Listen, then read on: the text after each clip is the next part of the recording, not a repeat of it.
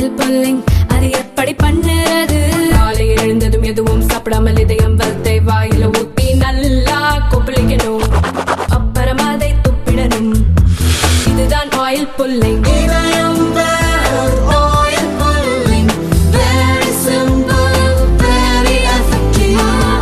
தொடர்ந்து பல முறைகேடுகளும்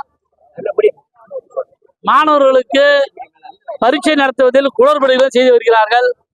இதற்கு முன்பு மருத்துவக் கல்லூரி மாணவர்களுக்கு இந்த பேப்பர் கொடுத்தல் ஏற்பட்ட பிரச்சனை, தேர்வை தள்ளி வச்சு நடத்தினாங்க. அதன் பிறகு இப்போது முதலாம் ஆண்டு மாணவர்களுக்கு 2ஆம் ஆண்டு கேள்வி தேர்வு கொடுத்து சாதாரணமாக அதை டீல் பண்ணி அதுக்கப்புறம் நடத்தலான்ற சூழ்நிலை உருவாக்கி இருக்கிறாங்க. இது மேலே எந்த நடவடிக்கையும் எடுக்கல. இதை தாண்டி இந்த பல்கலைக்கழகத்துக்கு இது வரைக்கும் 1.5 ஆண்டு காலமாக விசி நியமிக்கல, ரிஜிஸ்டர் நியமிக்கல, செக் டிராயிங் பவர் உள்ள நம்முடைய ஃபைனான்ஸ் ஆஃபீஸர் நியமிக்கல, எல்லாமே இன்சார்ஜா போட்டிருக்காங்க.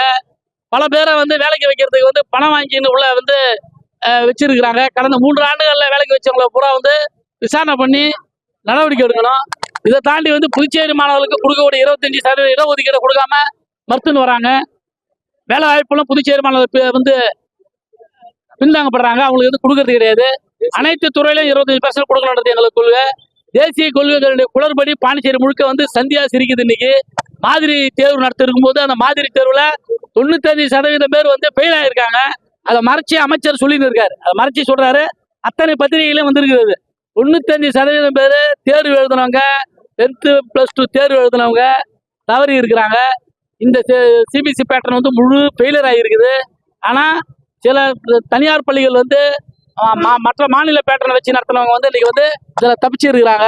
அதனால இந்த தவறை உணர்ந்து புதுச்சேரி மாணவர்களின் எதிர்காலத்தை கருத்தில் கொண்டு இந்த புதிய கல்விக் கொள்கையை மறு ஆய்வு செய்யணும். தமிழகத்தை போல புதுச்சேரியில் புறந்தள்ளணும். உங்களுடைய அரசியலுடைய அதிகாரத்துக்கும் தொடர்ந்து பொய்யையும் சொல்லாதீங்க. அதாவது அதெல்லாம் கிடையாது, நடக்கலன்னு சொல்லிட்டு ஒரு தகவலை சொல்றீங்க, அதெல்லாம் சொல்லாதீங்க. நம்ம மாணவர்கள், நம்ம வீட்டு பிள்ளைங்க, நம்ம வீட்டு குழந்தைங்க, புதுச்சேரி பிள்ளைகள்லாம் நம்ம பிள்ளைங்கன்னு எல்லாரும் நினைச்சு முழுமையா உங்களோட எண்ணத்தை அந்த பிள்ளைங்க விஷயத்துல அரசியலாக்காம செய்யணுன்றது எங்களுடைய எண்ணம். அப்ப நாங்கெல்லாம் பத்திரிகையை பார்த்து தெரிஞ்சு எல்லா பத்திரிகையிலும் படிச்சோம். அந்த பத்திரிகையெல்லாம் அந்த அமைச்சரை விட்டு நீங்க பதில் கொடுக்க சொல்லுங்க, தப்பா எழுதிட்டாங்க அப்படின்னு சொல்லிட்டு பதில் கொடுக்க சொல்லுங்க. பள்ளிகளில் சேர்த்து ஆய்வு செய்ய சொல்லுங்க. நேற்று தான் சொன்னீங்க, நேற்று ஒண்ணு கேக்குறீங்க, நீங்க ஒண்ணு கேக்குறீங்க. அரசியல் ஆகிறேன்னு சொல்றாங்க இல்லையா?